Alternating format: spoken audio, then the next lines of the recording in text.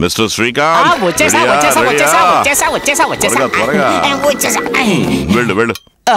నా దగ్గర పాస్పోర్ట్ కూడా లేదు, అయినా అమెరికా తీసుకెళ్తున్నారు. చాలా పాస్పోర్ట్ లేకుండా ఎయిర్పోర్ట్ కూడా వెళ్ళలేము. మనసులో అనుకున్నదాన్ని అలాగే చెప్పేస్తున్నారే. ఇప్పుడు మనం అమెరికాకి వెళ్ళడం లేదు, మరి ఒక ముఖ్యమైన పని మీద ముఖ్యమైన చోటికి వెళుతున్నాం.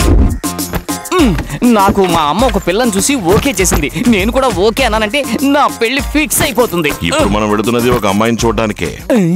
ఈయన డాక్టరా లేక మ్యారేజ్ బ్రోకరా? నువ్వు అనుకున్నట్టు కాదు, నేను డాక్టర్నే.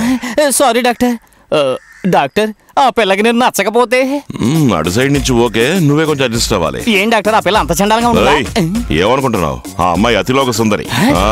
అతిలోక సుందరా? అయితే ఓకే, ఓ పట్టుపడేద్దాం. వచ్చేసా, ఎక్కేసా. డాక్టర్, ఆ అతిలోక సుందరి వయసు ఎంత? 125 ఏళ్ళు ఉంటాయి.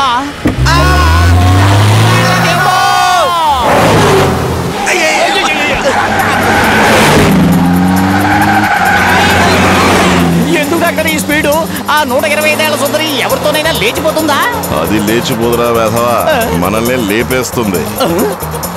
మనల్ని లేపేస్తుందా? డాక్టర్ డాక్టర్, నాకు ఆ చెట్టు ఊగుతున్నట్టుగా కనిపిస్తోంది. అయ్యో అయ్యో, ఆ చెట్టు నిజంగానే పడిపోతుంది డాక్టర్.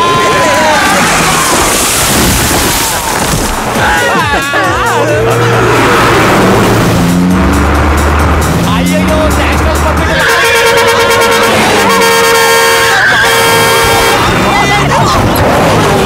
ఏం చేస్తున్నావురా? మీ కుడిగాలు పట్టుకుంటే నేను బ్రేక్ ఎలా వేయను, లే కాలదు. మరి దేన్ని పట్టుకోమంటారు డాక్టర్? భయం వేస్తే.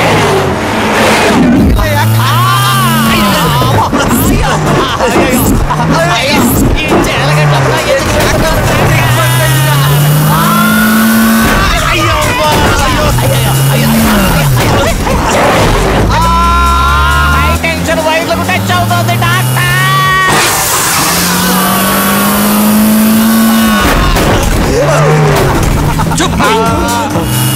అమ్మా, నీ కొడుకు బ్యూటిఫుల్ ఫేస్ ఇక నీకు కనిపించదమ్మా, ఇది ఫిక్స్.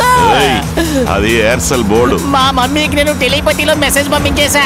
ఓహోహోహో, టెలిపతి. మనసుతో మనసు మాట్లాడుకో.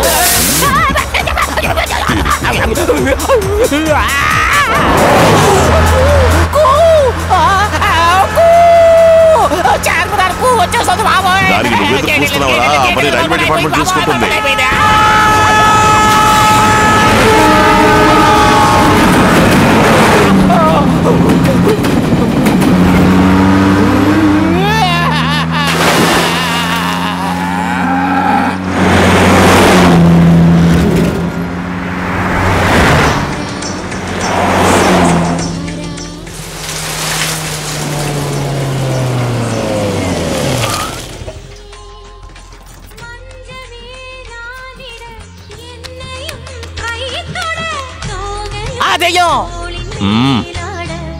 ఏం డాక్టర్, ఈ పాట పెట్టారేంటి? ఊరికే తమాషాకి సీడీ వేశాను.